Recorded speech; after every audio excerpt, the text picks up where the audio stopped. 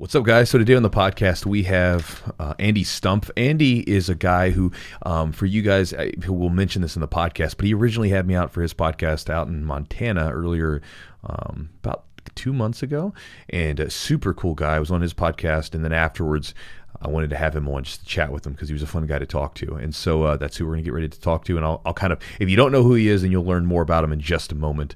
But he's, pretty popular guy. Big thanks to our sponsors, Charlotte's Web. If you guys have not heard us talk about it multiple times on the podcast, then you probably haven't been listening to these pre-rolls. But if you're listening now, then that means you're listening, which is good.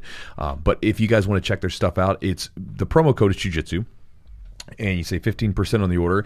And I was going to say, if any of my students are listening, Charlotte's Web sent us these sample packets. And I know a lot of you guys always ask me about this stuff.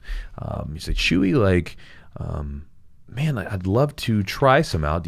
Whatever. So if you haven't tried anything out, let me know. And the first person that comes to me, I'll give you guys a sample pack of some of these things. And then let's do this. Let's do something. I'm just, this stuff's coming up off the top of my head. Sometimes I'm like this. For anyone that's in our Patreon, if you go to patreon.com/the Jiu-Jitsu podcast, if anyone is in our Patreon and you would like to try a sample, shoot us a message. And afterwards, what we'll do is we'll just choose. We'll do like however many people request it. We'll just do sort of a drawing, and then if it's legal where you are, if you're in a place where CBD is not legal, then don't send us a message. But where it's legal, we will send you a sample pack so you can try some of the stuff out for free on our dime. We'll ship it out there maybe with a shirt or something like that, and you can try out some Charlotte's Web CBD. But for those of you who have not tried it before, try it out. I talk about it all the time. I use it every day. I've been off of it, and whenever I get off of it, I feel like I sleep fine, but it's not quite as, there's something missing. I don't know how else to explain it to you. It's almost just one of those things where you just feel like you sleep a little bit better, but I'll leave it at that. But if you want to check out any of their products, you can go to charlottesweb.com, use a promo code Jiu-Jitsu, save 15% on the order. Another one of our sponsors, big thanks to him, is Epic Roll. If you're watching this on video right now, I'm picking up the hat and showing it to you. And what has Matt got going on with Epic Roll? Matt's got a bunch of different hoodies and joggers. You said that like a damn robot. He's got a bunch of different hoodies and Check joggers. all those out. And today, Matt has Look at all them colors. He does have joggers. He's got some cool hoodies. There's one with like a repeating Epic Roll on it. It seems kind of awesome. Joggers have gone over they've gone through some like changes in design. Remember the early joggers where it was like, it looked like someone had like diapers? Do you know what I'm talking about? I don't. Like the first, I remember when joggers were becoming a thing. It was like kind of like. Well, it's like it would be loose in the. Yeah, it would be loose in the bum region. Yeah, it'd be loose in like the crotch region. It's like, and it looked like people had diapers. You like a nice snug fit. Well, yeah. I mean, I don't want to leave anything to the imagination. Well, I don't know. It's not that. I didn't know that. Have you heard about the thing about gray sweatpants? No. I was talking to one of the women at the gym, and she was telling me there's this thing about guys in gray sweatpants, and I guess it accentuates certain parts. Oh, does it? Yeah, I don't know. The shadows, yeah, or the bulges, but no. So these joggers look cool. I like the white one. But white's, I love white, but it's terrible because it's risky. I eat like a 4-year-old. I'd probably go with the gray. But yeah, he's got some. It looks what? Just spit out my drink because like a 4-year-old. You said the gray. We just talked about the gray accentuating your bulge. I'm gonna get the gray so you guys can see that bulge. Dude, I just spit my water out. Matt's listening to this right now going, what kind of promo is this? Look, Matt, this is quality. They're hearing about Epic Roll's stuff, and now they're going to go check out the joggers because I'm curious what that gray sweatpants look like. I've never heard that, but apparently it's a thing. You can go look online, put in like gray sweatpants or something, and you'll find it. If you don't need to accentuate your regions, you can always get a sweatshirt. There's other colors, yeah. But check out some of Matt's stuff. I'm a big fan of Matt's stuff. He he promotes a lot of just clean designs. As I've talked about before, I'm one of these guys where I like things to be simple. So I like less is more with me. Again, this is why I avoided the whole Affliction and Ned Hardy thing in like the mid to like late 2000s, right? I was on that train. I know you were. You probably had those rhinestone jeans. I did. Did you have no, I didn't have jeans. Did you have like the ones that's got like all the crap on the pockets? No, I didn't have jeans like that. Okay. I just had regular jeans, All right. I think. So he had regular jeans, but he had I had Levi's. He had those skulls and stuff. I had on some his shirt. skulls on a his little shirt. bit of rhinestone action. You're going down to the bars like gonna go slay the ladies. Like, look at me, I'm so cool. I think I picked up my wife wearing one of those shirts. That's so it. Be careful. She saw you. She was like, "Oh my god!" She saw the bedazzled shirt. She's like, "I'm a fan of that." She saw that bedazzled shirt with like a griffin on it or a unicorn, and the shirt said "Honesty." A grifficorn. A grifficorn. But if you want to check out some of Matt's stuff, you can go to epicrollbjj.com. Use a promo code Jiu-Jitsu. Save 15% on the order. And again, I encourage you, just check it out. He's got a lot of stuff, and sometimes he's got some deals on there. Like a lot of people say, "Hey, Chew, what's a good, reasonably priced gi?" Every now and then he'll have these like launches where you can scoop up a gi for, with the promo code, you can scoop a gi for under $100 or close to. So check it out. And then the last one. Before we go on, promo promo code is Chewjitsu. I said that. Did you? I did say. Oh, okay. I said promo code Jiu-Jitsu. Say it again. 15%, 15% Jiu-Jitsu. Oh boy. Jiu-Jitsu. And then there's our last sponsor for this show, guys, is I hope you guys appreciate this, right? Like I refuse, by the way. If someone gives me some good copy to read, I'll read it. But like I refuse to read like stuff strict because I can't do it. I don't like sounding like a robot, so I like to just kind of go off the cuff and have fun with you guys. But again, I appreciate the people that do help support the show, and again, check their stuff out. But I hope you guys also appreciate the silliness that goes on beforehand. Hopefully, if you're driving to work or if you're like kind of getting started today, you're kind of like giggling like these two idiots. Yeah. Or you might have been one of those people that fast forwarded, but if you're listening to this, you're not. But last one is Manscaped. And Manscaped, again, I actually got one of my guys, he was laughing at me because he was like, he's heard Manscaped everywhere. Yeah. Like it's because it's on a lot of the podcasts, and he was like, "All right, Chew, I hear you. Gonna shave your balls and get that money," or something like that, And I told him, I was like, I got the trimmers, and there was a big stipulation, and Eugene knows this. Anytime I bring we bring one on, but I'm kind of like the last thing. I'm like the gatekeeper. So anytime we bring in some brand or some sort of company that wants to advertise, I'm like, I got to try some of their stuff, because I don't want someone to get something from the show and be like, that friggin' thing sucked, and then they associate me with that suck. So everything that we have on the show is stuff that I've used, or have some experience with, and was like, this is cool with me.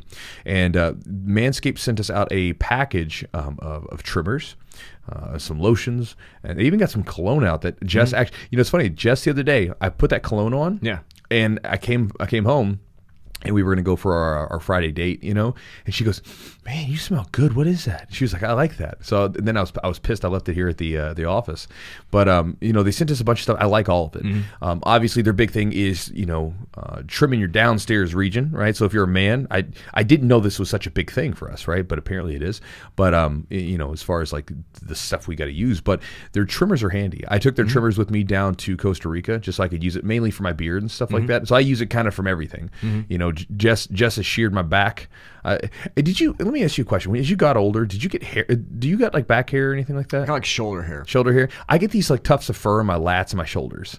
It's weird because it didn't start until like I was in my 30s. So my wife was like, "Your chest hair's creeping up." That's what she told me. It's like getting higher and higher. Yeah. Like towards my collarbones, and she was laughing at me. And I was like, "How dare you?" Yeah, how dare she? But deal with it. But Jess, she comes in and shears me. Yeah. So she'll like come in and get. But she actually, in her using it, she's used my old trimmers that were like traditional hair trimmers, and you had to be kind of careful with the guard because otherwise you could cut. Like she actually cut me with those trimmers before. With the Manscaped ones, I mean, it was smooth, and she was, and there was no problems at all. Yeah, they're nice. She didn't nick me or anything. But again, if you want to check out any of their stuff, whether it be the cologne, the trimmers, which I think I've used them, they're Chewy tested, Chewy approved. I used them from my beard to my balls. B2B. B2B. If you want to check them out, you can go to their website at manscaped.com. Use a promo code Jiu-Jitsu20. Jiu-Jitsu20. Jiu-Jitsu20. And you can save 20% on the order. And free shipping. So, there it is.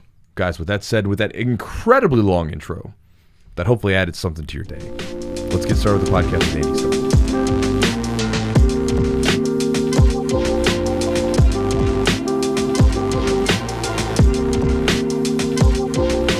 In Costa Rica, so that I'm headed Were you headed there Friday? Next week, yeah, for a week. What part of Costa Rica are you going to? Tamarindo, I think we're going to the same place. We're doing a Henry Aiken seminar. Ah, okay, yeah. Henry Akins is coming there right afterwards. How long is that camp? I believe it's 5 days, but I think we're staying for 9. Nice, dude. Yeah, have you been to Tamarindo before? No. Tamarindo's pretty cool. It's I didn't know this until this year. One of the guys that follows the channel was telling me that it's sort of nicknamed with like the local people's Tamagringo. Because everybody goes in there, like all the people from America and stuff like that go in there to hang out and vacation. And you can use, for the most part, you can use American money. You can use American dollars. And so you don't need to go to the airport and exchange anything because they'll take the greenbacks down there, and then and then they'll take for the most part cards. Like you can just use your debit cards and credit cards down there, no problem. So is that like a big tourist? Like is that like yes? That's the main one. Well, it's a big one. Yes, big I mean one. Tamarindo, it's got a pretty good surf. It's got a good surf spot in a couple different places, and then there's tons of different stuff to do and.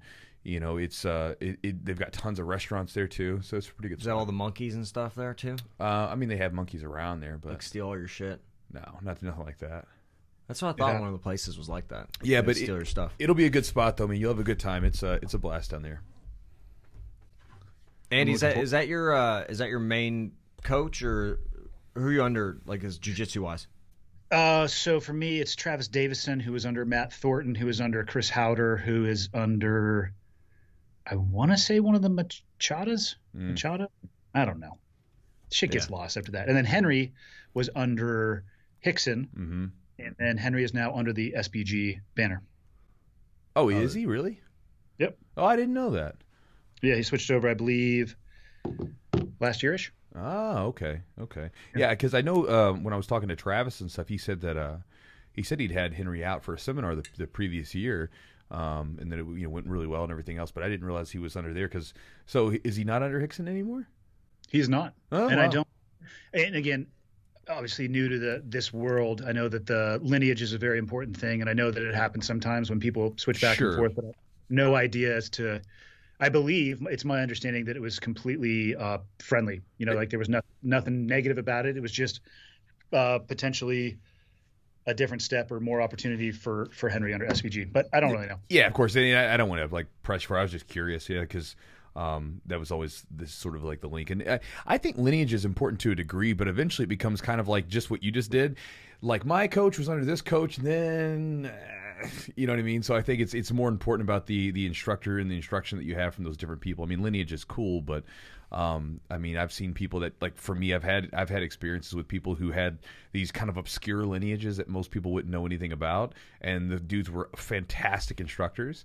And then I've had guys that had like more like notable lineages that they came from, and it was mediocre, right? It was okay, So the lineages can be a good thing, but I don't think it's necessarily everything. So for sure, probably more important like earlier on, like as jiu-jitsu was coming on the scene. I feel like because there wasn't as many, and there was just kind of these kind of main ones, and I think now there's so many like more black belts, and I think people kind of start their own associations, their own kind of. So I don't know if they have as much of a.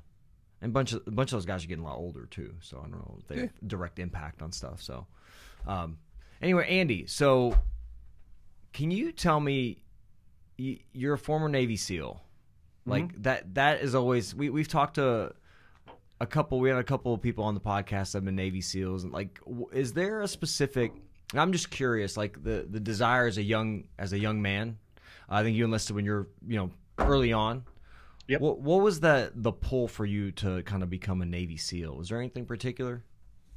I mean, I wish I had a good answer for that. I get asked that quite often, and I can't point at one concrete thing and say, hey, it was this, or one book that I read and hey, it was that. It was an idea. I mean, information back in the 80s when I was researching this and made the decision that that's what I wanted to do. Obviously very different, pre-internet. There was a couple books. I didn't know anybody who had the occupation. It was just the idea or the concept of doing that job was very appealing. And it was hard for me to explain to people even back then. I mean, growing up in Santa Cruz, California, going to high school, not many people understood the desire.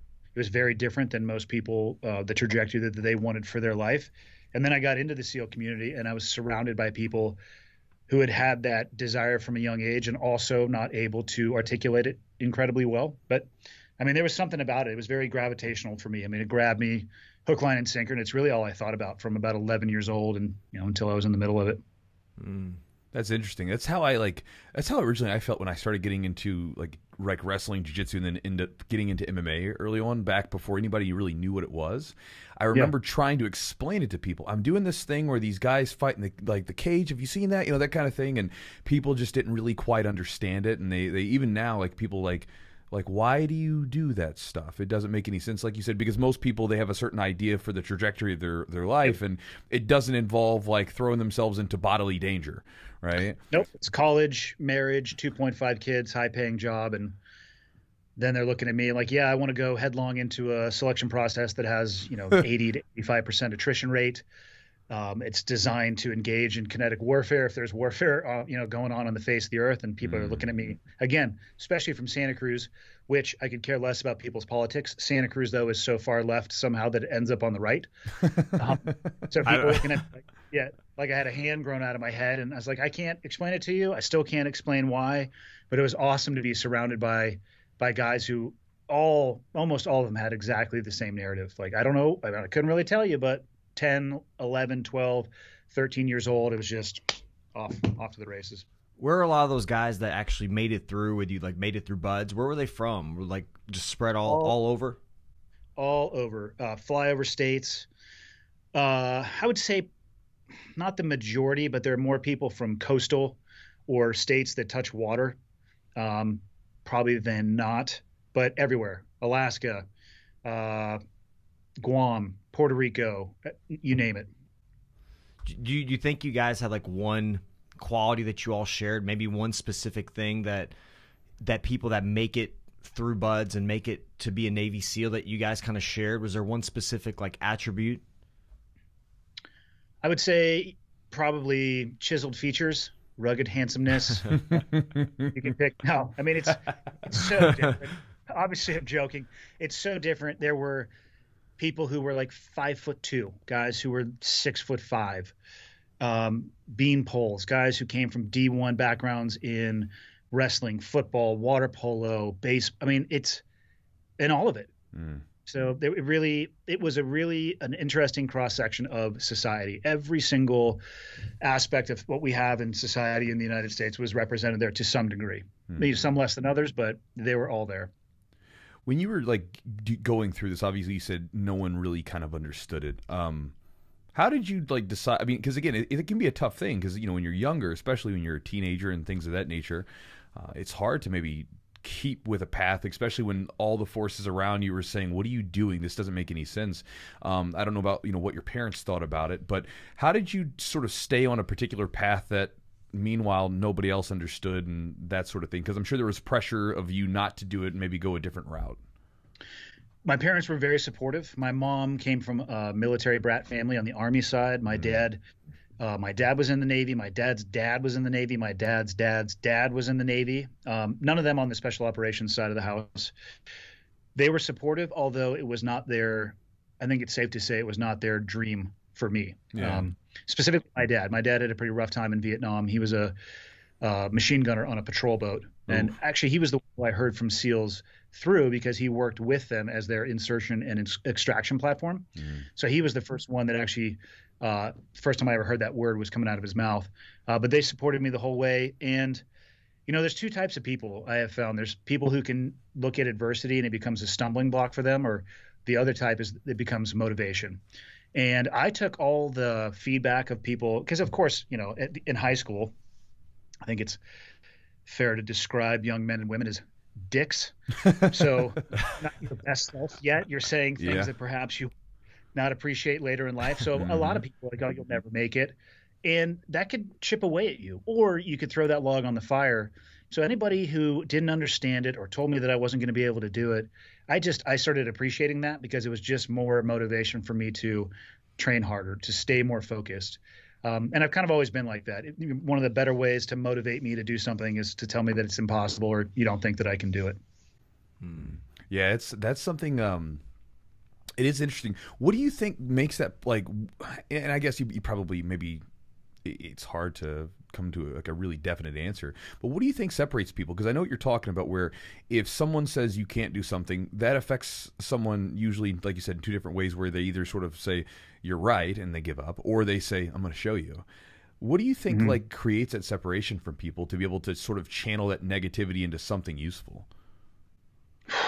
Man, I'm not smart enough to have a concrete answer on that, but I do believe that upbringing has something to do with it. You know, whether or not you are, as a young man or woman, allowed to work through adversity and are allowed to fail. So therefore you have to have it thrown in your face, versus somebody who is raised in an environment where everything is done to separate you from the potential of failure. And in my opinion, at least, that's shielding you from the real world, because the real world doesn't care and it'll kick you right in the teeth given every opportunity. So I think that's a part of it. I don't think that's completely it. But man, everybody's so wildly different. Yeah. You know, our human body is largely the same, but you know, the muscle between the ears is so incredibly different from a hormonal perspective from people, from a, you know, musculoskeletal perspective from people. I just think, you know, we come out of the box differently, and some people are wired more for that, and some are not. Yeah, no, I was just curious, because that's something where, like, when I look back at, like, a lot of times when I ended up doing some of the stuff that I'm most proud of, it usually came off of different situations where people either were negative towards me about it, either say, oh, you can't do that or whatever. And it was something where it kind of made me more aggressive to want to do it so I could show it to them, you know, and for whatever reason, right? So what was, you jump into the Navy, and then obviously you start the process to becoming a Navy SEAL. What was that like? That whole, like, the whole process of training and everything else? Because obviously for most of us who are not in those situations, it seems crazy and it seems incredibly tough and everything else. I mean, it was all of those things. I mean, the most succinct way to describe it is it's painful. It's a grind. You know, BUD/S is 180 days long, and it's the beginning of your journey. It's not the end of the process. I did another 18 months of training after BUD/S before I actually earned my Trident, which is the pin that you wear on your uniform, and they changed some stuff in a computer in the Navy. And you know, BUD/S has a very high attrition rate, but both of you can make it through any day of BUD/S. And I say that to almost everybody that I encountered. Any one day, not a problem. You guys would make it through.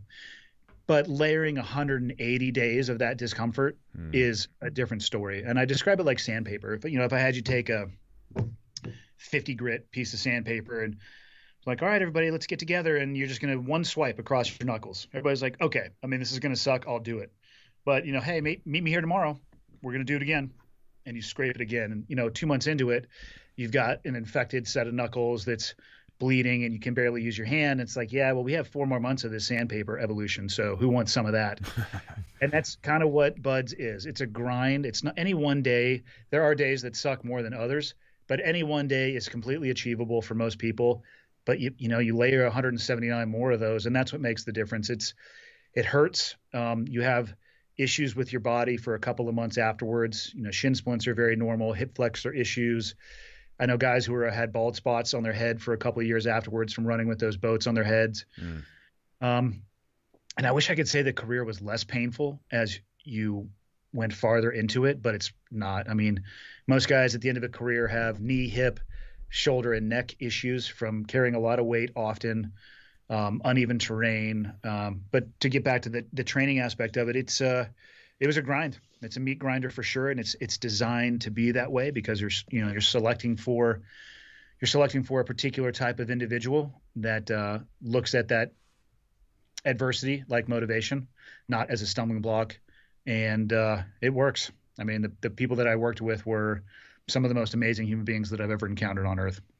Do you feel like, and this is probably a difficult question to answer, as far as, you know, the mental, how hard it taxes you mentally versus physically, is there one that you would say was more difficult? Like, do you have to be more mentally strong, or, because physically, if you both. Yeah, you got to have both. Obviously, but the thing is, if you can make it to the first day of SEAL training, you physiologically possess what it takes to graduate, because you've done so many physical screening tests. They have a pre-training program, so you're doing running and swimming and pull-up and all the stuff you're going to do in the training program. So physiologically, there is, of course, a component for that, but it's mentally where most people will crack. Was there one specific that you can recall, or a combination or a day that was specifically challenging, or something, that a task that you had to do that really kind of, for you personally, was just something you really had to dig down deep and to kind of overcome? I would say for most people, the cold is the great equalizer. Just being close to hypothermic for hours on hours on hours, and then getting warm and just starting to see like the sunshine at the end of the rainbow, and the instructor's like, yeah, let's go back in the water. It's just always looming over the top of your head. So that is probably the most difficult mental task in that 6 month, is just the consistent uncomfortableness and just the crushing cold from the Pacific Ocean. So what ways did you sort of, because again, you talk about the cold and all that stuff and dealing with it and how mentally taxing it is. How did you learn to like deal with it or cope with those situations where, again, one day is one day, but then you're in there for 180? How did you deal with each one of those days separately? I got advice when from people who had been successful, who were farther in training than I was. And I kind of learned it a little bit when I was working for my dad. And I think we talked about it a little bit when you were on my podcast, eating a whale a bite at a time. Yeah. My dad worked in masonry construction. So when I was really young, I'd go to the job site, and I didn't have any actual technical ability when it came to building stuff. So I moved things around for those who were building stuff. And God, I remember to these days, pallets of brick, they show up in 500, these just huge squares of 500 bricks. And I had brick tongs that could carry 6 at a time. And when I first started working with him, it was like 2 hands on one tong to move those things along. And then it became 1 hand on each tong, so I'm moving 12 bricks at a time. And there were job sites where I'd roll in there in the morning and there'd be 15, 20 pallets of bricks. Oh, wow. And my dad would say, yeah, why don't you go ahead and move these bricks from here to there and spread them around. And I learned early and even my dad, he was like, don't focus on how many pallets of brick there are left. Just pick up a tong of brick and just keep doing that. And, before you know it, lunch is going to be here. And before you know it, the end of the day is going to be here. And that's the genesis of what I used going into buds. Instead of thinking it as 180 days, I would just try to make it through the day, see the sunrise tomorrow, and then we'll make our decision on whether or not we want to keep going. And if that doesn't work, chunk it down even deeper. You could go from breakfast to lunch. You know what? I'm going to make it to lunch today, regardless of what happens, regardless of how much this sucks. I'm going to ignore that and just make it to lunch, and we'll make our decision from there. And it really helps take a lot of the weight. I mean, you look at 180 days. When you start any 180-day process, if all you can focus on is the distance from where you are to where you're going to be, good luck being successful. Not that you can't be successful, but the odds are not in your favor. I mean, it's not that hard to make it to the end of a day or to make it to lunch. So it really was the reduction of the task into something that I could focus on and ignore everything else. And you can play that game with yourself on any goal, whether it's personal or business or financial or weight loss. And there's no right or wrong answer for the chunk. Some people can tolerate bigger ones. And when you're first starting, maybe start on the smaller side of the house and build that momentum. And it makes a difference in people's lives, or it has in mine at least. And you call that keeping the world small, right? Like making your world smaller. Yep. Yeah. Because for you guys listening, if you haven't listened to it yet, I was on his podcast a couple months ago, and when I was out there, we were talking about that idea that I had heard you say before, and that's like, it's such simple advice. Like, it's something we know we need to do, and it was something I had to kind of, for me, because there's all kinds of different stuff going on all the time, and it was something I had to sort of re-grip onto, because that's a good idea. So it became like one of the, in my office, I have like a bunch of little index cards with like quotes or mantras or things like that. And that was one of the ones I got pinned up there. I was like, that's a good one to keep. That's a writer downer to have up. And interestingly enough, I sent out an email where I was talking about the experience of meeting you and stuff, but I was talking about that idea, make your world smaller. And I actually, it's personal, but I think it was touching in a way. One of my students sent me a message back and said that he was around Christmas time and things were getting rough, and he walked into finding his lady sleeping with someone else, and he's been dealing with some really crazy stuff at work because of COVID. And he said, man, he goes, he was thinking about doing something that you don't want to do, right? He was sitting there like this thing, like, what if I just ended this whole thing now? And then he's like he came into the gym and was training with the guys, kind of getting rid of some of that steam, and then I shared the idea with him in an email, right? And then he said he was just something that kind of stuck with him. The words did, and he was like, found it useful for him, So again, just like you said, whether it's your training for buds or whatever, or financial or life or whatever, it's a really good idea that you can kind of come back to when things get really difficult. It's perfect for jiu-jitsu too. I mean, I'm been at this for just over 2 years, and you see every version of person from people to people who only like they spend like literally time looking down at their stripes on their belt, wondering when the next one is coming. Sure. To the other person who probably doesn't even remember where their belt is because they don't get it. They come to the class. You know, just go to that class and let everything else fall into place. Focus on that class. Focus what you're being taught on, and don't worry about your belt. You know, that'll come when it comes. And guess what? It'll probably come faster if you just focus on the goddamn class anyway. So that's right. And I even from a technical standpoint, I do this thing with the guys, and I'm sure you guys do it out there too, where like I'll have this drill where let's say if we're working on side control escapes. Instead of like drilling like, you know, a full roll or anything, I'll say, okay, I want the bottom person to be on the bottom and I want the top person to try to submit the person on the bottom. And I just want to see if the bottom person can survive. Don't even escape. Just sit there and see if you can survive.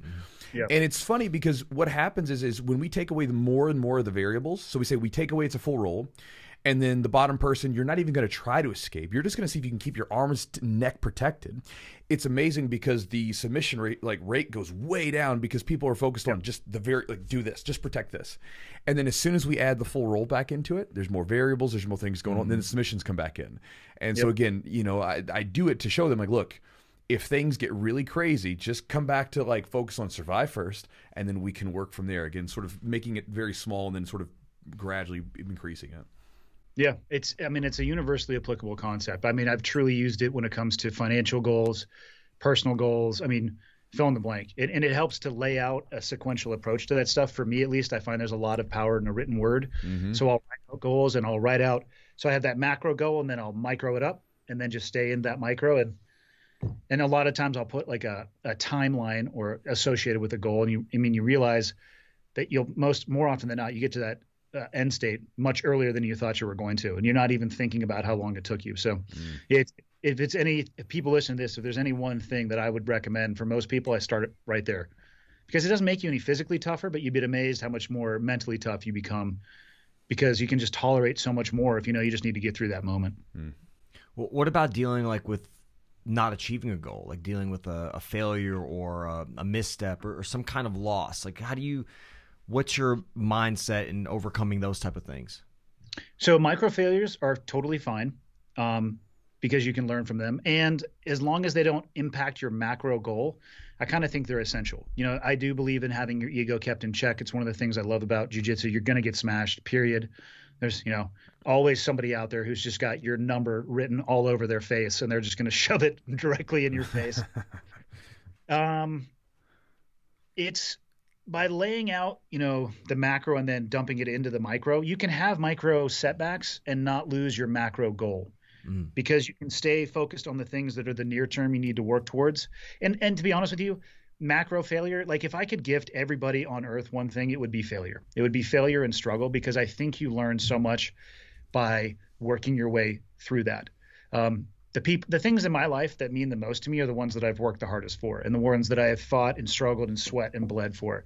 The things that I value the least are generally the ones that were just handed to me or given to me, because there was no sweat equity involved. And again, it comes back to adversity, or is it motivation for you, or is it a stumbling block? Let a micro failure be let the micro failure be the motivation.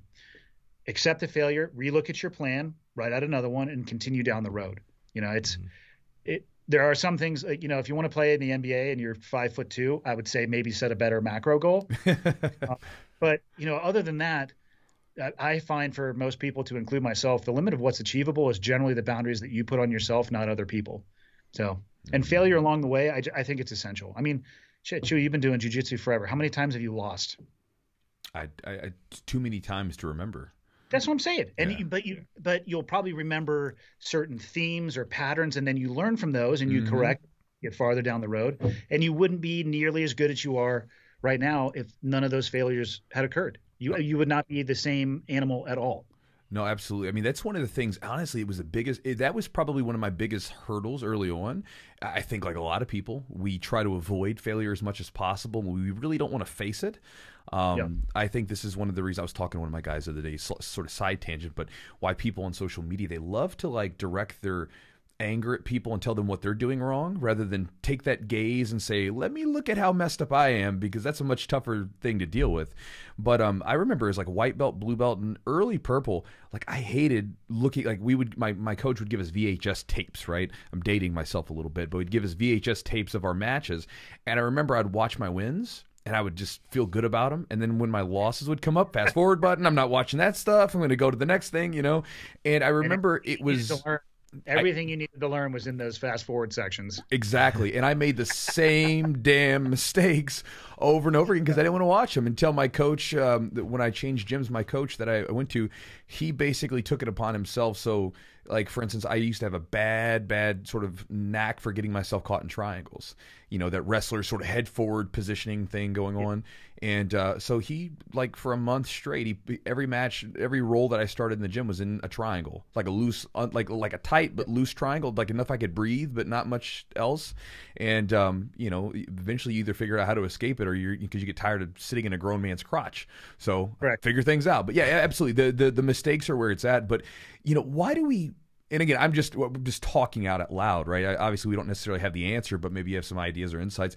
But why do we try to avoid them so badly, right? Because we know the failures are like, I mean, because again, we don't want to fail, but a lot of times, even when the failure happens, we want to avoid it. We don't want to look at it. We just want to kind of get away from it so quickly as possible. But like you said, with my matches, that is where the knowledge was. The lessons were in the fast forwards. I mean, I think at the end of the day, most people are more fragile than they want to admit. Losing sucks. And if you don't think that losing sucks, then you're definitely not going to be my friend. Like anybody listening to this who thinks that losing is awesome, I don't want to talk to you. Because I don't want people to be, it's not that losing sucks or there's anything wrong with that, but I want people to be the best version of themselves. Mm-hmm. And I want to be the best version of myself. And that comes through working through past directly through the middle of that hardship. But it sucks. I mean, we all have an ego. To sit there and absorb your loss and look at it objectively, it's not easy. Sure. It's the harder of two choices. And I find that for most people, to include myself, if I'm not cognizant of it, if I'm given two choices, start every day, you wake up, you have a choice. Do you want to leave the bed you just slept in unmade? Or do you want to take the time to make it? One is a little bit easier. One is a little bit harder. Most people just continue walking on, and they come back at the end of the night and their bed's unmade. I haven't done my meal prep for the week, and man, there's this bag of chips in the pantry. Do I take 5 minutes and put something together that's actually going to get me towards my nutritional goals, or do I grab that bag of chips? Mm-hmm. Well, it depends. Most people will take the path of least resistance, which is usually not the path of objectively looking at yourself in the mirror and trying to make improvement. It's the hard. I mean, losing is painful. It's hard, and there's no one to really, like, you can't pass it off somewhere else. Like, it's on you. I mean, in a jiu-jitsu match, if you lose, it's on you. Like that's all there is to it. Blame the ref. Well, you can, I guess, but that's another factor. Honestly, like, if you lose by submission, then there's no, obviously that's kind of the thing. But yes, you can lose by referee decision. Yeah, which never leave it up to the ref. Never leave it up to the ref. Not supposed to. Mm-hmm. Do you set goals? Do you like? And I don't want to necessarily set goals, but like for me, I find that I'm way more motivated when I have some sort of clear goal that I'm after. Obviously, in the I'm sure you had goals as you were becoming a SEAL, and then obviously you jumped into and got onto the Wingsuit stuff, and I'm sure you had some goals. How do you go about setting goals? I guess that's just a question. I'm just curious because obviously you've accomplished some cool stuff. How do you go about doing that? Do you set a goal, say, I want to go break records at this flying thing in these suits? Or is it just something where you start hitting like little small goals and you get more? Or, what is it to you that kind of helps you stay motivated and helps you sort of stay on the track towards those goals? There's almost always a larger goal associated with it because it helps me with personal accountability. A good example for 2021, I just did a podcast because somebody was asking me about it, and I said I wanted to do a jiu-jitsu competition once per quarter, and I actually don't care at all about the competition. It's a metric for me to put a pin on a calendar so I can dial in my diet, I can dial in my training. More than anything, it was a health and wellness goal, because I'm not actually willing to like travel only to Florida to go roll in a crate. And trust me, I believe like COVID's real. I had it. I get it. But I'm not ready to invest the time, energy, effort, and money to go to Florida for an obscure tournament. I'll wait, even though I have those dates on the calendar. I'm using them as accountability. So whether or not I actually get to compete isn't going to change the way that I'm going to structure my training. And for me, what I do, I think an appropriate goal, you're getting somewhere that's important when you start getting scared as to whether or not you can actually complete it. So I try to pick things that I don't necessarily know are possible for me. I set the goal to break the world record in that wingsuit before I had ever actually jumped one. And I did that jump 10 months after getting into a wingsuit for the first time. So you set the goal to break the record before you'd even put the damn suit on. And then before I ever put one on, yeah. Wow. And then 10 months later, you break it. Yep. Huh. How'd that come about? As with most good ideas that I usually end up executing, they're an idea from somebody else. I truly believe that I had very few, if any, unique ideas. I was at the most optimal location to have ideas, which was a bar with a buddy of mine, and we were having a cocktail. Yeah. It was his idea. The fundraising effort behind it was his idea, and it just kind of came together. I was already skydiving. I had just not played in that world, the wingsuit world. So it really made sense. It was something that I was already doing. It was something that I loved doing. He's like, yeah, man, you should try to set a world record. And I was like, okay. And then woke up the next morning like, man, I don't know if I can do this. And I think that's a great headspace where you're sitting there wondering whether or not it's actually possible. That's interesting. Yeah. So did you get into like skydiving? Was that something that sort of branched off from like doing stuff in the military? It was part of the military job. So in the pipeline now, they teach them how to static line jump and free fall jump before they even get their trident. It's right after BUDS actually. And so my exposure was from that. It's an insertion method that is almost never used because it's ridiculously dangerous in the military context and how they do it. But as soon as I started doing it, I was like, oh my God, I just loved it. And some guys like that about ice climbing or, jiu-jitsu or stand, you know what I mean? Sure. It's just one of those things you're like, this is awesome. I found my new hobby for life. Let's go and do this as much as we can. What was it about that? Like that specific task, jumping out of a plane or off of a high cliff, wherever. I mean, to me, like I'm terrified of heights, and I'm sure that's probably why I need to do something like that. But what was it like that was just so interesting to you about that specific thing?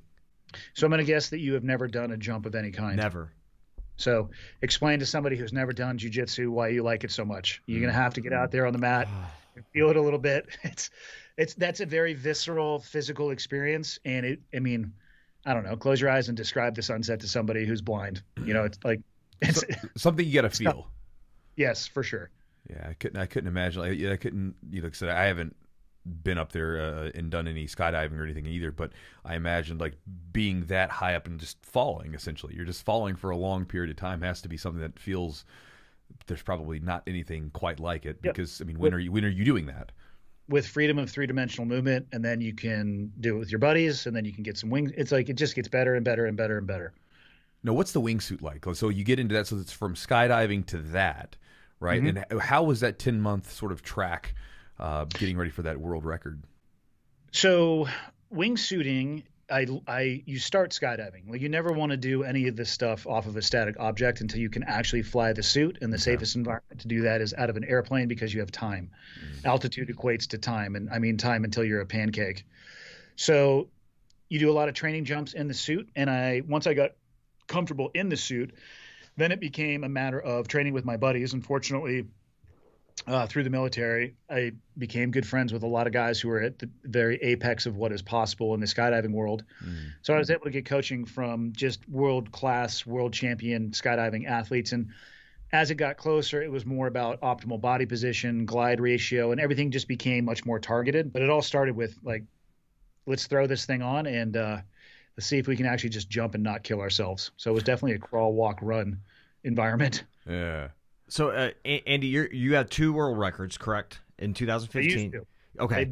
They've been broken by I think about a quarter of a mile or something like that. Okay. So you jumped off from 36,500 feet of height, and then you traveled 18 miles, correct?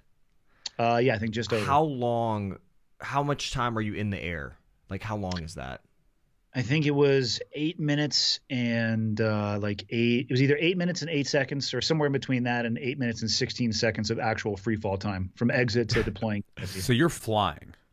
Yeah. I mean, it's super. How fast are you getting? I think my peak speed, and it was your speed is going to decrease as you come down into the more dense atmosphere. I think my peak speed that day was just over 200 miles an hour. Wow. Can you what was going through your mind? Like what goes through your mind when you're in the air, or when you're like, what are you thinking about? Less than you would think. Once I have about 7,500 jumps now, and at a certain level, you can just kind of relax and enjoy what's going on.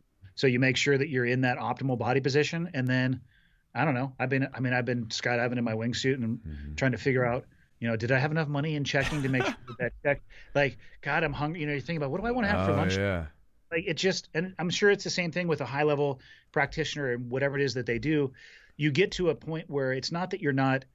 It just requires less of your conscious mind. Yes. And you're kind of on autopilot a little bit, and then you're having some really obscure shit go on in your head, and it's totally fine. Oh no! I when you were talking about that, like, man, I'm kind of hungry. This kind of stuff. I remember I had a white belt years ago, and he was rolling with me, and he was asking me. He's like, "Man, what are you thinking about right now while we're rolling?" And obviously, he's thinking something profound. Like I'm thinking a million steps ahead. And I stopped and I looked at him. I was like, I'm kind of hungry, and I was thinking about where I'm going to get lunch today. Because like you said, unless there's some stressful situation where, if I'm rolling with a black belt of same skill level, then it's like I'm so wrapped up in everything that's going on that I'm not even thinking. It's just like I'm just aware. I don't know else how to explain it, right? But for the most part, if the roll is at a sort of a submaximal pace where I can kind of control things, most of everything's on autopilot. So you're just kind of moving around. So I imagine maybe it's kind of the same thing for you, right? So unless there's some hairy situation that pops up and you've got to all of a sudden be 100% thinking about it, you're just kind of making sure that everything's normal, almost like driving a car where you've done it so much where as long as there's no wrecks or anything, everything's kind of smooth. Yeah, and and in the skydiving base jumping world, to use a jiu-jitsu metaphor, base jumping would be you're squaring off or slapping hands with that black belt at an equal experience level, because you have to pay attention because there's less altitude, so therefore less time. So you're much more involved from a mental perspective because the ground is so close, you have to be on it. And then, the skydiving world, you're exiting, in the average jump, you'll get out at, 13,500 feet. You have a couple minutes until you need to pull your parachute. I mean, you're flying around with your eyes closed. You're sitting there, making faces at your buddies. There's not a lot of complicated thought going on because the situation just doesn't demand it. Have you ever had any crazy situations happen, like, and I'm sure you probably have, but anything that someone might be able to understand, where you're jumping or you're flying across the sky, whatever, and then some sort of error or some sort of mechanical problem happens where all of a sudden you've basically in the moment while you're flying and falling, you've got to cut the chute away or something and do something where obviously something that I guess was maybe dangerous, because I think I was listening to you talk on another podcast where you were talking about some of the I guess mechanical errors or problems that can happen. Have you had any sort of hairy situations when you're in the sky falling? So I've had I think I've had 7 or 8 cutaways, which from a mathematical perspective, I think one jump out of every 888 will terminate in a parachute malfunctioning. But it's procedure based, but it does snap. Like you'll have an awesome flight in your wingsuit and you'll flare your suit to slow it down. You'll pitch your parachute so it comes off your back, and then it starts looking like a bag of crap. You're right back in the mental game. So you might have been just like daydreaming about daisies a few seconds ago. Now you're right back into it. You're assessing it. If you make the decision that you need to cut it away, it's actually very procedurally based. And until you have a cutaway, it seems like a very scary thing. And then you have one and you realize it wasn't that bad, assuming you follow your procedures, which are very simple. There's 2 handles and you need to pull them in the correct sequence. And then right around the time I had my second one or my third one, I realized I developed a lot more faith in the reserve parachute and then in the equipment. And not that it's not a big deal now, but I trust the equipment and I trust myself to follow those procedures. And so it's more of just you look up, you recognize a problem. And my criteria now is I don't sit there and try to figure it out. It either looks great or it's gone, because I trust the equipment. So I'm not going to waste time like, I don't know. Could I land this parachute? It's like, man, see you later. cut away your main, fire your reserve. But again, it just goes back to, in those moments, if you have a structure or a procedure that you can follow, I find that your survivability is just going to go through the roof. Reduce the decisions to as few as possible. Make the procedure you need to do as simple as possible, and your success rate is going to go through the roof. Yeah, I mean, it's same thing in jiu-jitsu. Kind of, you could probably take those ideas like, hey, I'm in this position, this is my escape, or this is the way I need to sweep. So you kind of, that kind of line of thinking can really make it takes a lot of the error out, I guess. Takes the human error out in a way. It makes you more kind of, I mean, you're kind of like your equipment itself. You have process based and everything kind of just boom, boom, boom. This is the procedure kind of thing. Well, I've never taught anybody jiu-jitsu, nor do I think I have the ability to do so yet due to my knowledge base. But I mean, this would be an answer for you, or a question for you, Chewy. I would imagine or suspect that the more options you give somebody who's brand new, the worse their performance is going to be. I think they would probably do better the fewer options that you gave them. Oh yeah, I mean, even like, you know, especially the higher the stress level and the intensity, the fewer options you want. Like, I mean, getting ready for a competition, I mean, I'm basically focused on about 6-7 moves. You know, I mean, that's about it. Like, I mean, I have more in the arsenal. If I've got to change plans in the fly, you do. But for the most part, you know, you go in there with your weapons. You say, well, these are my handful of moves I'm going to try to use, and everything else is just whatever happens. I think it was like Hodger one time. I was watching an interview with him, or a talk he was giving to a class, and he said, you know, on the moves that I've mastered, and again, Hodger's one of the best guys ever. He's the only guy, I believe, that had went to the world championships in jiu-jitsu in the gi and submitted all of his opponents, both in his weight class and the open, by the same movement. I mean, it's cross collar, right? Yeah, this is the cross collar from Mount, the basic white belt choke from Mount, and he submitted everybody with it. It was sick. It was crazy. But he was talking to a group, and he said, you know, the moves that I've mastered, I can count on like 2 hands. Right? Yeah. Everything else is extra. So there's thousands of moves and hundreds of moves that this guy could probably whip out, right? But the ones that he's mastered for himself is like a handful, right? Just like God help you if he funnels you into any of those. Right. And that's the idea. You know those guys, you know those guys were watching who were gonna go with him later. Yeah. And it's like cross collar. One of those guys is like, not today, Hodger, not me. He's like, ah. Yeah. And that's how you know you got it, right? When you can just shove it down. And kind of going back to the idea of a sort of a procedural approach, a lot of times jiu-jitsu guys, whether they talk about this, like, you know, explicitly or not, most of us have that same sort of systemized, if this, then that approach, right? If this happens, then we do this. And when you're going through your sequence, like you said, you funnel someone into your little scope of mastery. You then say, well, if they do this, I do this. Oh, they did this, then I do this. And you just kind of go down the chain until, you know, you get what you're looking for. That's what I try to do. But I don't have one of those funnels, so I just try to lay on people. Yeah. Not yet. I will say, though, I was when we rolled, when I was down there, you rolled pretty smooth. You have like size, and you have the ability to like move and put some explosive energy into things. But I remember rolling with you, and I was like, oh, he's pretty smooth. I don't know what I was expecting, but I was expecting maybe more rigidity to some degree, or maybe more explosiveness or something. But there was a lot of it doesn't work. It can work to some degree for a time, but somebody like you or anybody who knows what they're doing, you explode and they go, "Oh, thank you for doing that," and they funnel you directly into what it is that they want. But no, you were smooth, and I can tell you were trying to use technique, which is good. Yeah. And I thought about this because I was talking to him before the show. I don't know about you, if you have guys, sometimes you roll with them, because I'm sure, you know, obviously you're a blue belt now, and you're you know, you've been there, and so you've probably seen guys come in and try it out and everything else. I see this thing where it's like the young guys who are still in that phase, as we all were at some point, that are like still finding their way and trying to like find their place and prove themselves to the tribes around them, right? That they find themselves in. Those dudes are like the wildest rolls. They're crazy most of the time. They're tough, explosive, rigid. And then when I roll with guys who have maybe, you know, done something in their life, they're kind of they're more comfortable with where they're at or who they are. You feel this, like, there's a difference in the way they feel. Like, I'm sure there's some sort of neuromuscular sort of thing going on there. But have you ever rolled with like some brand new guy who's like a young guy, they're just explosive and everything else? Ride the Lightning? Oh, yes. Yeah, they're my favorite. I've never heard that before. It's man, you can almost tell when you like slap and bump. Uh-huh. And I just sometimes, like, usually I'll sit there, and I'll let them get that first grip, and I can feel my gi shaking through their grip. Yeah. In the back of my mind, it's like, oh, daddy, here we go. Lock up for the next 1.5 minutes. Yeah. And then you just feel them completely detonate because they have just, their muscles are completely smoked. It's like, okay. Yeah, that's right. What got you into jiu-jitsu anyway?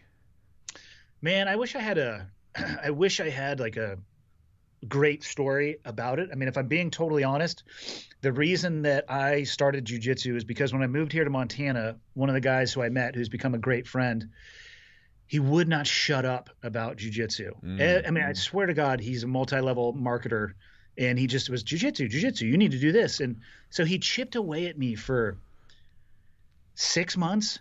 And finally, we were at my house. We had been drinking adult beverages, and he's like trying to show that we're standing up behind a bar, and he's like, if you start jiu-jitsu now, he's like, you'll never beat me. He's like, put your arm over your head. He's like, I'll choke you like this. And I was like, hey man, if you will shut up about jiu-jitsu, if you will never mention it again, I will go to a class. And so that's why I started, just to get him to shut up. And now I never let him forget that he started with he denies this. He's like, I didn't say that, but he did. He's like, yeah, if you start right now, you'll never tap me. What were your best decisions are all coming from like drinking and hanging out. Do you have reservations like about jiu-jitsu? You're just like, nah, it's not in my interests. It's just not something I want to do. What was it about jiu-jitsu maybe that you kind of wasn't as appealing? It was abstract, and I had heard a lot of guys be super vocal about it, and I just was like, it was, the one reservation I have about jiu-jitsu is not starting earlier, obviously. Sure. But it was almost, they were so enthusiastic about it that it was almost too much. They were almost too much of a salesman that it turned me off a little bit. Damn cult members. Kind of. Yeah. And at the same time, I needed another hobby, like I needed another hole in my head. Yeah. So it was a combination of all those things. But yeah, that final thing of him saying that, I'm just like, okay, here we go. Mm-hmm. And now we're the same color belt, and it often doesn't go his way. What was it? What about it? 2 years in now, what's drawing you in? What has kind of kept you going, kept you showing up? It's challenging, and I'm fascinated by. When Chewy saying I was maybe more relaxed than you were expecting, I'm actively trying to, I tell myself, do lazy jiu-jitsu. Not that I want to be bad, but I want to use as little energy as possible because I'm fascinated by the technique and the leverage. And I love the people who seem like they can read your mind. Obviously they can't, but their pattern recognition, and they know you have like 3 options. And that to me is so fascinating. And I find that the best way that I can learn is just by trying to relax and seeing what's going on and realize that I'm going to get swept. And when I do, it's like, fine. What I do now is I'll try to beat you through the sweep and get into a better position before, you can sweep and mount me. I'll try to at least stop the mount or something like that. So it's the endless, like every class. I just was at class today, and the small detail of, well, why don't you just do this? Your hand over here. And why didn't I just think of that? Because that's an obvious answer. Somebody who doesn't do jiu-jitsu would likely give you that same answer. So it's just this fascinating portal to information. And I love the fact that it levels the playing field for a lot of attributes to a degree. You get a 120-pound woman and a 220-pound man, probably not going to go their way, but it's going to go better than it normally would. And I love that aspect of it. I think it's what got me hooked. When I first got introduced to jiu-jitsu and first rolled, it was with a female coach. And if I would have been able to do everything that I wanted to, because I'm a big, tough Navy SEAL, right? I'm strong. And if I could have just launched and done anything that I wanted to, I don't think I would have had the respect for it that I do. But because of the fact I couldn't do a damn thing, and I'm sure we all experienced this when we first started, you're like, okay, I could get out of this if I want to. All right, well, I'll just try a little bit harder. And then you're trying as hard as you absolutely can, and you're doing nothing. That, to me, I was like, yes, this is amazing.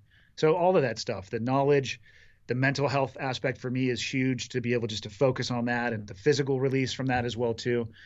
It's just very interesting, and I enjoy learning. I don't know if I necessarily equate it to chess. I'd say it's more like learning a language, where you got to learn the alphabet and then an individual word, and then sentences and paragraphs and all of those things. And it's just, I don't know, again, hard to describe. I mean, it's easy to describe to you guys, but I mean, somebody who did not understand what jiu-jitsu is or has never tried it, I mean, I don't know if that explanation would make sense. Mm-hmm. Yeah, no, I like the analogy towards a language. I find it more fitting than chess. There's obviously pattern recognition and stuff like that, but I like the analogy of language better. I'm curious. So for me, I'm one of these people that finds like common threads in like completely unconnected things, seemingly unconnected things, right? With your experience as a SEAL, skydiving and setting world records in the suit and everything else that you were doing, is there something that you find that's similar in those things that sort of maybe there's something about them that's maybe similar in some way that you find attractive or interesting? The biggest similarity, and I can go beyond those things into just about everything that I have done, the similarity that I have found between those who are successful and those who are not is their ability to receive instruction. The biggest hurdle that I have found with people, whether it comes from shooting or rock climbing, jiu-jitsu, skydiving, is they have to get out of their own way. If you can sit there, I mean, my theory when, like the giggler sweep you taught me, people are not happy that you taught me that. Is it working? Oh, dude. Hell yeah. Sit there and just will let people get into that shallow knee shield, and then it's like, bloop, over we go. Fantastic. But you taught me like 2 or 3 things to do, and all I do are the 2 or 3 things that you taught me. I'm not on YouTube looking for 7 things to put on top of that. I do, like when Travis was teaching and he's talking about, hey, put your hand here. I put my hand there as opposed to looking over to somebody and saying, hey, well, that other guy that we were talking to, or this video that I saw, he was doing it a different way. And I'm not saying you shouldn't have those conversations, but when you go to learn something from somebody in that moment, just get outside of yourself and do exactly what they say. The best skydivers in the world are the ones who have mastered the fundamentals, the best shooters in the world, the best rock climbers. And they've done that because they just go there and they are able to receive instruction. So that's the biggest thread that I've seen between people who are successful and who are rapidly successful versus those that bash their head against the wall. They want to view everything through their own personal optic as opposed to shutting that down and just do what you're told. Seek out quality instruction, follow the quality instruction, and later on down the road, you can layer in your own optic to that. But it's the difference between success and failure that I found in everything that I do. What do you think the hindrance is? Like, we've talked about ego being a good thing and a bad thing before. Do you think it's like ego, like people being in their own way and not being able to take that instruction or that advice? I think that might be a part of it. I think people are bombarded with information all day long. And so I think it might interrupt the way that they process information. Like, oh, I need to check this against 4 other things. It's like, do that later. When you go to class for an hour, do the class. Do the technique exactly like you were taught to do the technique in the class. And then go try it in open mat after if you want to, or if your school is structured that way. And then later on that night, if you want to go down the rabbit hole on 47 ways to do an Imanari roll, like go ahead and do that. But focus on what it is that you were taught, because the coaches, at least in my experience, from Henry to even working with you, Chewy, like I said, the giggler sweep to Travis, they're not teaching complex theories. If you layer everything that they're teaching in the aggregate over the course of a year, it's very complex, but you can't do anything complex until you master the fundamentals. And I see often people chasing the shiny object versus the fundamental. And maybe initially they'll have catastrophic growth, but it's going to level off. And this person, the tortoise in the hare, essentially is what I'm saying. That tortoise is going to win and be so far ahead of the person who is just, all of these different, pieces of things that aren't fundamentals. Eventually you're going to get crushed by that guy, again, who knows 3 things really well. And regardless of what you do, it's like, why do I always end up getting smoked by these 3 things? It's like, well. Yeah, that was something I was talking to the guys about recently. Was at the gym. It's like, you could, you literally can get online and, like you said, information's out there. You can find a million different things to do, But I was telling some of the guys, like, instead of finding a million different things to do, find a million different ways to do the same thing. So, for instance, if you look at a lot of really good practitioners, let's say that they have an amazing armbar, right? They won't necessarily say, well, I'm really good with the armbar, I'm going to go do a choke now. They'll say, I'm going to find another way to get to the armbar that someone's not expecting. And so for me, just like going back to what you're saying, focus on that one thing and just hammer it in, and then obviously you can build off of it. And even like with instructional material, I watch this stuff to the point that I'm like watching the instructional, because I still watch them to this day from time to time if there's something I'm working on specifically, and I want to see how like another guy, like another person who's been down the rabbit hole, like how do you set this up? Let me see. And I'll get like one video where it's something I want to learn, and I'll literally watch that video to the point where it's almost like a movie that word for word. I know exactly what that guy's going to say before he says it, just because I'm trying to get like the reps with it, both mentally and physically, when I go to the gym. I think those instructionals are great, but I think you watching an instructional Sure. through the lens, your experience, and how long you've been at it is much different than some. I mean, I've only been at it for just over 2 years, but I've been rolling with guys, and they'll try the craziest shit that I don't even know what it is, and I'm like, where did you get this? And then I find out it's a combination of 4 videos. Yeah, they're trying an entry from this video, an intermediate move here. I don't even know what they're doing with their upper body. And then they end up like pretzeled upside down, and I just sit on them. I'm like, what are we doing here?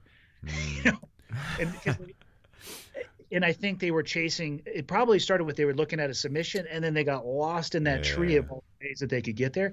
There's a ton of value in instructionals. I don't want people to think that I'm not saying that, but depending on how much experience and knowledge you have viewing that, I think you can get lost in the weeds in it. And a lot of those things, even from the limited ones that I've seen, there's some jazz hand stuff going on. Like, check out this. And I'm not saying it's bad, but you as a practitioner might be able to actually pull that off.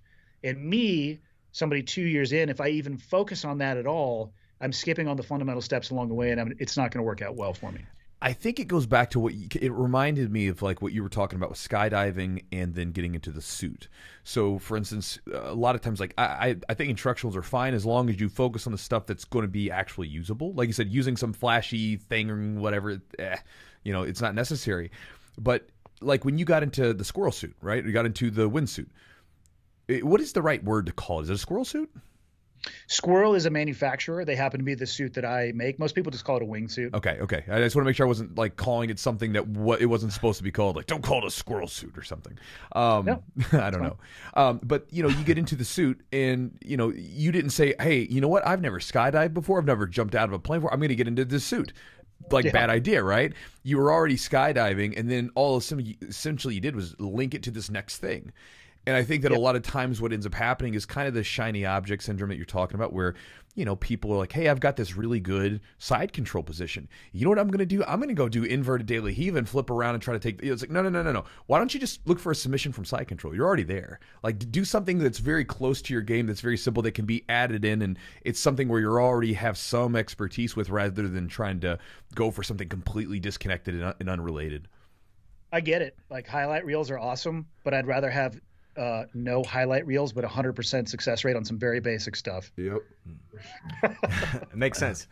How do you go about like studying just in general? Maybe jiu-jitsu, you can use an example, but how do you go about like figuring out a task? Like, how do you go about researching it, studying it, and making it your own, making the knowledge something you can use?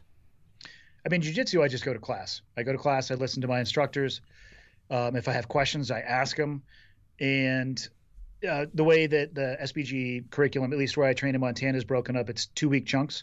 So like right now we're doing mount bottom. So I did a class today for an hour mount bottom, about 45-minute open mat. And what I'll do is take the class material and try to apply it to open mat. So it's like mount bottom sucks. My best, I personally believe, is the best mount defense is not to be mounted. However, should come as no shock to people. I get mounted because I've been at this for 2 years. And so at open mat, I let them, or whoever I'm rolling with, I'll figure out ways to end up there, and then I work on the task from there, and then I take the next 2 weeks, and then the next 2 weeks. Outside of that, when it came to skydiving, the wingsuit is an example. I go in and I research. I was looking at feedback on forums of people wingsuit jumping, looking for the best manufacturer. Then I would talk to the world-class skydivers that I knew and their experiences. Who would they recommend to go to for instruction? What would they recommend when it came to a instruction pipeline that would lead me towards that end state? And once I had a good idea of what I wanted to do and how I was going to get there, then I just executed that plan. Yeah. Was there as far as like jiu-jitsu goes, was getting a blue belt something that was very important to you? Do you feel like it's an achievement at all? I understand. Don't get me wrong. I understand the belting system, and I understand the micro rewards, which I think is largely for adults, which is the stripes on the belt. People want to get that positive feedback. For me personally, it's largely irrelevant. Half the time at open mat, I'll take my belt off because I have not found a way to tie it where it stays on anyway, and I'll just throw it in the corner. But I also, it has value to me in the sense that I appreciate it very much because, you know, my coaches are saying, hey, you're making progress. So I understand the progress. Where I think people will get in trouble to it is that they think that the color of the fabric that keeps their top closed somehow equates to an outcome. And that's just not the case because humans are far too variable. You know, I'm sure we've all rolled with a D1 wrestler. And I don't really care what color your belt is. You're going to have a hard time with that one. Yep. And if you look down at your belt and you derive your self-worth based off of the color, I'm not going to say that that's wrong. What I'm going to say is you're going to have to go through some really painful journeys of discovery when you encounter defeat because they're going to come and it's going to suck.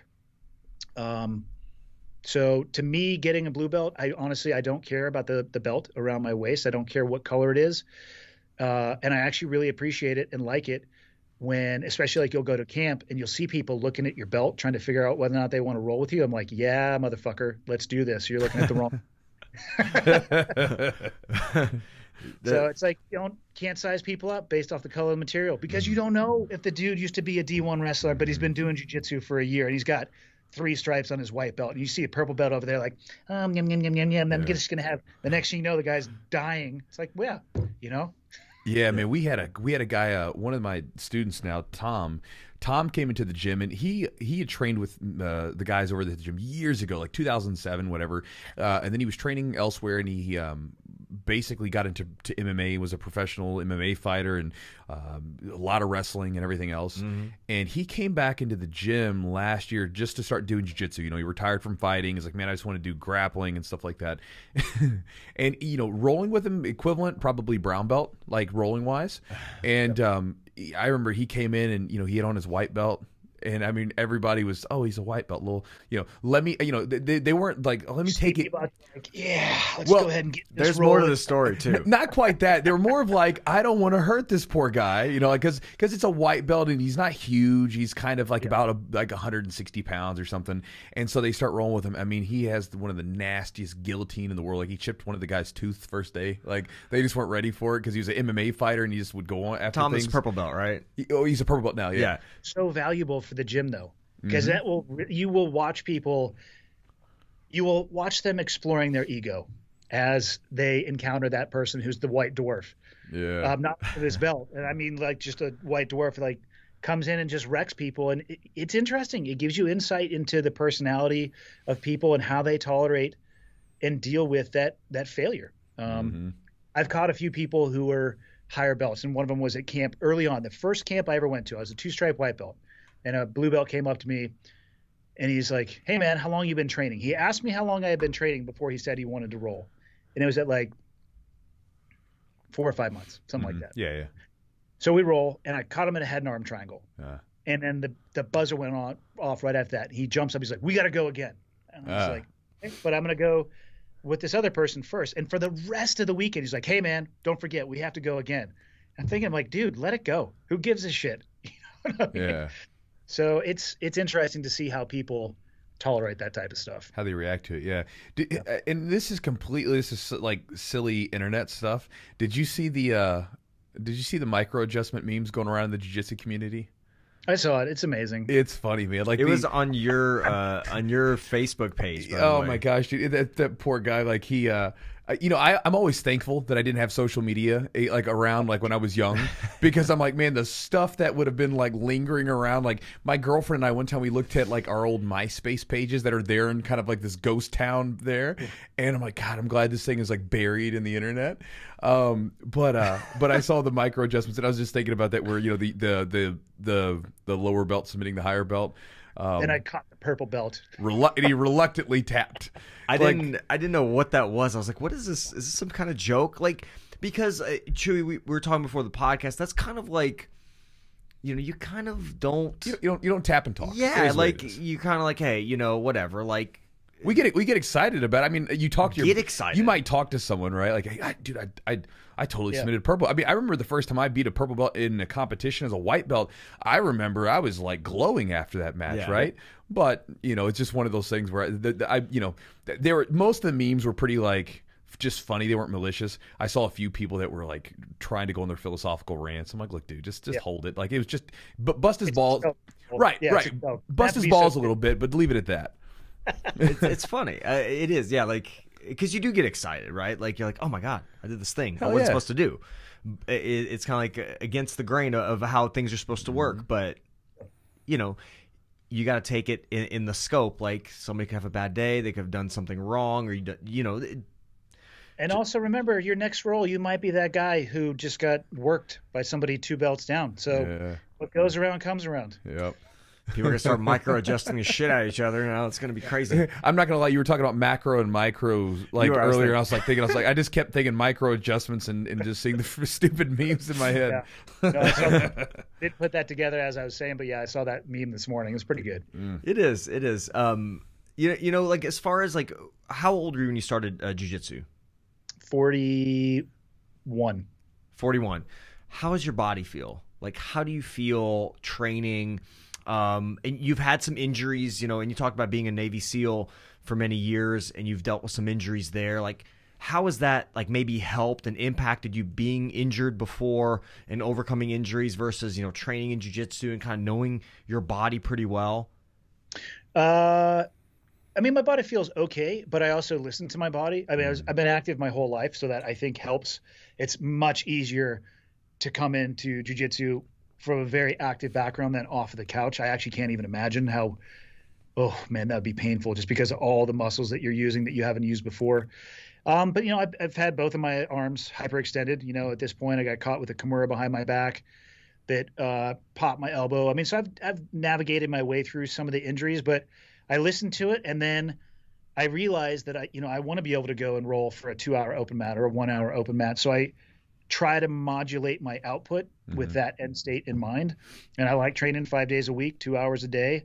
And so I have to modulate my output with that as well too. So it's been okay. Like my body's fine. When you were coming out of the Navy, you mentioned how a lot of the guys coming out of that career, they've got a lot of parts of them that are damaged and beat up. Did you have any serious injuries coming out of the SEAL teams? I mean, my medical record now it's pretty robust because they sent me to a place up in Walter Reed where they did a full screening. So a couple hundred concussions. Couple hundred. Yeah. Wow. Just whether extremely violent parachute openings, proximity to blast, shooting too many Carl Gustavs in one day, fill in the blank, explosions going off nearby. The gunshot wound to the hip, that didn't necessarily help anything, but other than that, so I have nerve damage, perennial nerve damage in my left leg, but I'm functional, I can navigate myself around it. It's, and that's the thing, take what you have and do with it what you can. So, running for me is not an option due to the instability in my ankle. Yeah. So, actually, I take that back. I can run forward. I just don't do lateral stuff, but I hate running, so I don't run at all. So, and then sometimes people will try to footlock me on my left ankle, and I can just sit there and look at them and be like, I can't feel that. So, do you have foot drop from that injury? I had foot drop for about a year. Really, and you came back after? Yes. How was as far as the leg injury you had, that was in the military, how was that recovery? Like what was your process going into that? My background is a physical therapist. I was like, here you go with the physical therapy. I always have to ask. Like I'm just so intrigued. I get, a lot of questions on it, but like dealing with that, a pretty, it's like dealing with a gunshot wound or something like that, or a shot or a wound that is not like clean surgical, is like a whole other scope of problems with like, maybe trauma associated with it. How was that recovery like for you? I mean, there wasn't much they could do. So they don't know if the round severed the sciatic nerve or it just, if you watch a round go through ballistic gel from the side, it has those concussive waves. So somehow it either interacted, short-circuited, fried, cut, fill in the blank. Well, actually, it probably didn't cut because I had recovery. So there was nothing really to do. I did some E-stem and I rehabbed on my own just by exercising, and the nerve.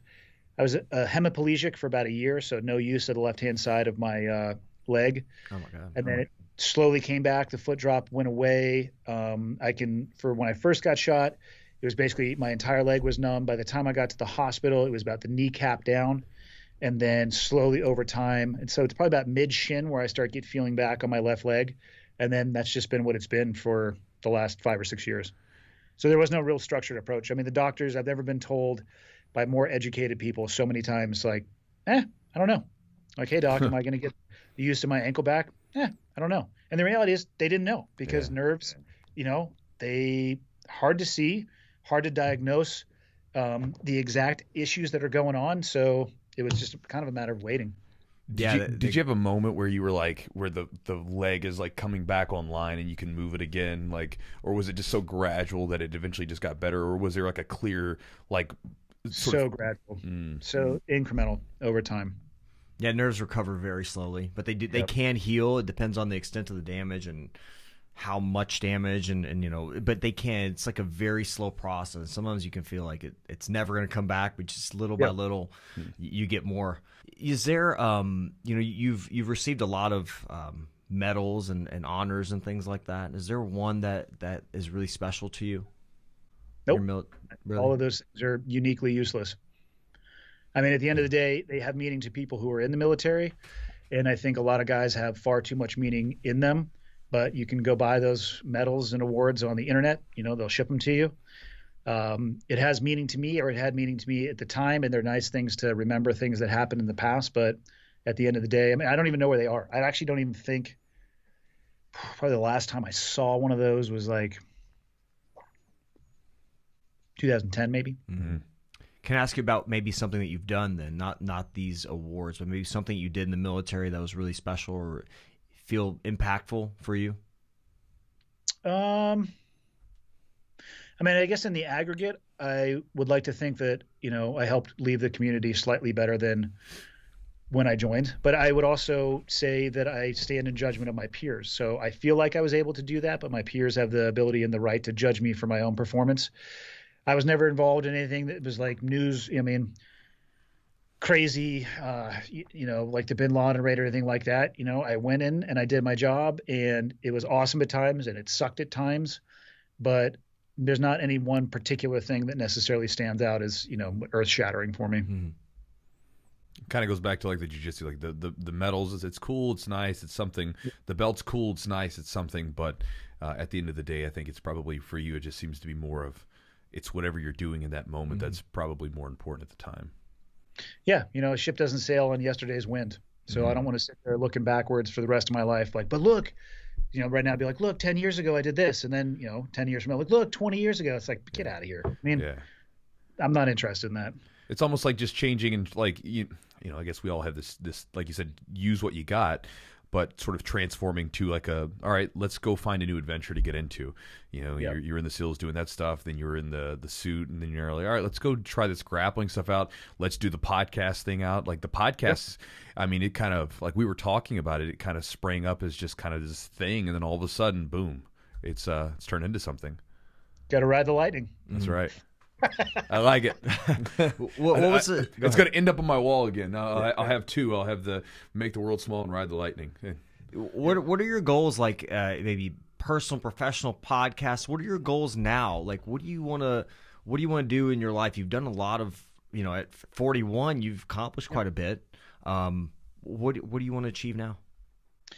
So my goal for 21 is probably to double the size of the podcast. And again, I care less about the metric than putting that goal on the board somewhere and then saying to myself, how am I going to do this? And the way to do that would be interesting people. Like Chew and I linked up and would never have probably met him absent the podcast, but we got to spend time together. We got to train. We got to have awesome conversations. He got to meet everybody at the gym. Travis wants to bring you back to do a seminar. Like, people loved having you here. I must have had 20 people reach out. They loved having you here. So to me, the goal of doubling it is, okay, I need to continue to reach out to people that I maybe think necessarily wouldn't want to come on or would be beyond the level or threshold of what I think I could, that they would have an interest in doing so. And so again, there's that big goal, and then how I'm actually going to do that, and kind of just focusing on that. And I think the podcast is probably it's what I enjoy doing the most now, because I just get to sit down and talk with people that I think are awesome. I had Kyle Carpenter on. His episode comes out next Monday. I mean, a Marine Corps Medal of Honor recipient. I got a guy coming on Monday who was the host of Forged in Fire. So now I'm just reaching out to people and things that are interested in me. It's like, let's do this. I got the guy who taught me how to base jump and how to fly the suit coming on soon. So, just kind of exploring the space in that realm. Well, it's kind of like, you set those goals for yourself. I think most of us who've hit something, right? You set that big, crazy goal that you think is unreachable. And then in the process, it's like, again, there's a goal, and it's not so much about, like you said, the metric. It's not about necessarily whatever that goal is. It's more about, if you understand it, to me, this is the way I look at it. It's, who am I going to have to become to make that thing happen? What am I going to have to learn to make that thing happen? Because again, what you think is possible right now is only sort of limited by what you know right now. So in order to make that thing happen, you're going to have to learn a lot of stuff. You're going to have to become a different person in order to make that thing happen. And I think that's kind of, for me, the way that I sort of am listening to it, I think about that as well. You set that big goal, and it's not about the goal itself. It's like, I'm going to transform into something different on the way to get to that thing.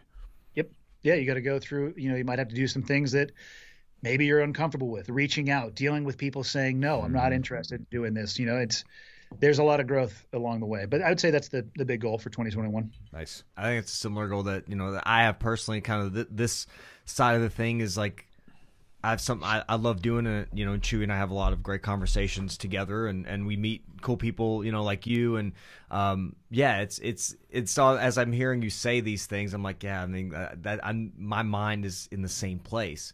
And it's just like, I have this goal. How do I get there? Where are all these little small steps I need to take to get a little bit closer to that achievement? So I agree. All right. Awesome, man. Well, brother, thank you for being on the podcast with us. Yeah, man. Thanks for having me. We Yes. need to get both guys back out here.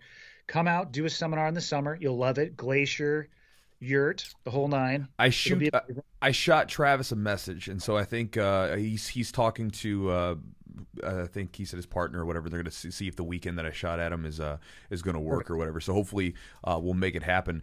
For anybody listening to the podcast, if they want to find out more about you and the stuff that you got going on, where can they find you? So my podcast is called Cleared Hot, and of course you were a guest not too long ago, so you could find that episode. Perhaps start there if you're just Cleared Hot curious. You don't know what I'm about. Start with that one with a known face. You'll ease your way in. It's the gateway. Cleared Hot curious. And then all my social stuff is a version of my name. It's Andy Stumpf 212 on Instagram, and that's where I'm the most active. So it's probably the best place to find me. Awesome, brother. Well, appreciate you for being on the podcast, man. My pleasure, guys. Thanks, Andy. Talk to you soon. All right, guys. So hope you enjoyed the podcast with Andy. That was a fun one. Again, I really enjoyed meeting him out in Montana. If you guys have a chance, if you've never checked out his podcast, it's worth a listen. You can go to his wherever you listen to podcasts, you can find it, and you can go find the one that I did with him. Cleared Hot. Cleared Hot. It'll give you probably some information about Chewy that maybe you didn't know before. But again, I hope you enjoyed it. Again, big thanks to our sponsors. If you guys want to check out any other stuff that we've talked about, Charlotte's Web, charlottesweb.com, promo code Jiu-Jitsu, save 15%. Roll BJJ.com, promo code is Jiu-Jitsu, 15%. And then there's also our Patreon. So if you go to patreon.com/the Jiu-Jitsu podcast, you can get access to all the content that we've added for years now, and then you can also get access to the bi-weekly. It gets a little messed up sometimes because of trips and things like that, so I'm still working on figuring out the best rotation, but as of right now, it's roughly bi-weekly on Sundays. The next one, at filming this or recording this, I'm getting ready to do on Sunday, and so if you're listening to this on the day it comes out, it'll be 2 Sundays from then. But again, you can join for the upgraded tier package, and you can do those meetings and hangouts with me on Zoom. And then again, if you're on the Patreon already, if you're one of the Patreon people, one of the dedicated patrons, send us a message if you want some Charlotte's Web gummies. If it's legal for you, again, don't send me a message if it's not legal, but if it's legal for you, send us a message. And what we'll do is we'll take those messages and do a drawing, and we'll send you a little package, and it'll have some sleep gummies in it that you can test out if you haven't tried them before. So if you haven't used them before and you're curious, you've heard, man, Chewy, I've heard you talk about this stuff before.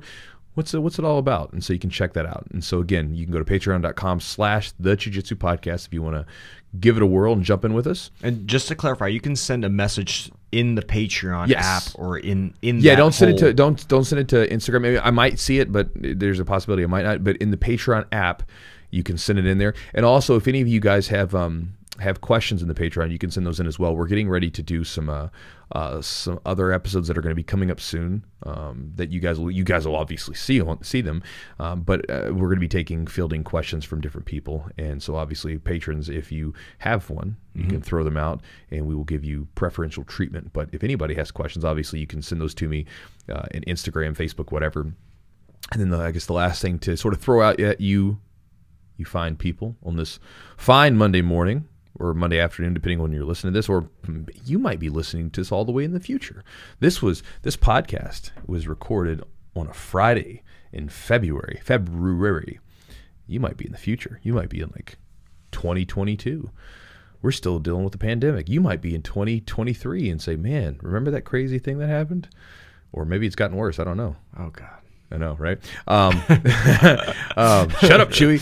But no, last thing, guys, is check out my email list. If you heard me talk to Andy about it, one of my students, like again, he read that email and he got a lot from it. And again, I try to make the emails fun. I do, just a heads up, I will tell you about products and things that I have going on or events I have going on. If me making money doing the things that I do, if that bothers you, don't sign up for it, right? But I do try to make them as fun as I can. And like the last couple ones were fun. Like yesterday, I had one about it was something about my feline dictator, my cat, asshole cat, my asshole cat, my asshole cat, and it was talking about the lessons that you could learn from a cat. In regards to jiu-jitsu. What's funny is one of my friends who's my black belt sent me, one of my funny friends who's a black belt sent me a message and said, dude, this is like the best one. He's like, I sent this to all my students, told them to read Makes it. sense. And then the other one this morning was more of a fun story where I was sharing a crazy story about a street fighter who came to my gym. That's right. And I made him quit the very first day. I didn't mean to, but I made him quit with grip fighting. And so, again, I try to make them fun. But if you guys want to check that out, go to jiu-jitsu.net and then just go to it's like a free ebook thing. I'll give you a free resource package with an ebook in there, a couple ebooks and some videos that you can get access to for free. It'll help you out with your training. One is a game plan guide to help you develop your own game plan. The other one is a drilling guide to sort of illustrate some different ideas and philosophies on drilling that might be useful to you. And again, you get those for free, and then you get my daily email. And if you don't like the emails, if you're like, hey, Chewy, I don't like these emails anymore, I don't want to read this stuff, I just came for the free ebooks because I like ebooks. I don't actually read them, but I like having them because they're free. Well, no problem. You can just unsubscribe, and I will leave you alone because I don't want to be like that. All right, fair enough. That's right. I get it. You get it. I feel like there's someone in your mind that's messaged you like, leave me alone with your emails. Yeah, I mean, there's been a couple, but most people love them. You should unsubscribe. Yeah, it's always so tiny. You ever have a hard time finding the unsubscribe? Well, yeah, not on mine. Where is I mean, mine's like very blatantly right in the bottom. It's like unsubscribe. It's there. I don't want to hide it from people because it's like if you don't want to be on there, I don't. The way that I look at it is it's like because the response rate, like, because in this is sort of completely off topic in marketing, like you talk to people in the marketing realm, like they're like, if you can get like a good list and you're getting like 20% open rates, like that's considered good. I'm like, wow, that's it. I was like 20%. I was like, I've been killing that for a long time, right? So I get a lot of people that are reading it, engaging, getting replies and stuff like that. And so, it's just like anything else. And if you want to see the podcast on YouTube. Oh, yeah, if you want to check out the podcast, so check us out, guys. If you want to see the podcast, you can go check it out. So if you're still listening to this, then you must really enjoy the podcast, right? Well, if you'd like to see this in like color, or just on your screen instead of through your ears, see it through your ears. If you'd like to see this in HD camera recording, if you'd like to see it in whatever, then you can go to YouTube and go to youtube.com and then put in Jiu-Jitsu Podcast and you will find us there and you can subscribe. So if you're like, Chewy, I'm not buying anything from anything, right? I'm like, okay. But you like the podcast, just go subscribe. Helps us out. And if you enjoy the podcast, you can always leave us a review. Those are always helpful too. And yeah, that's that. That's the end for this week's podcast. That's it. All right. Talk to you guys next time.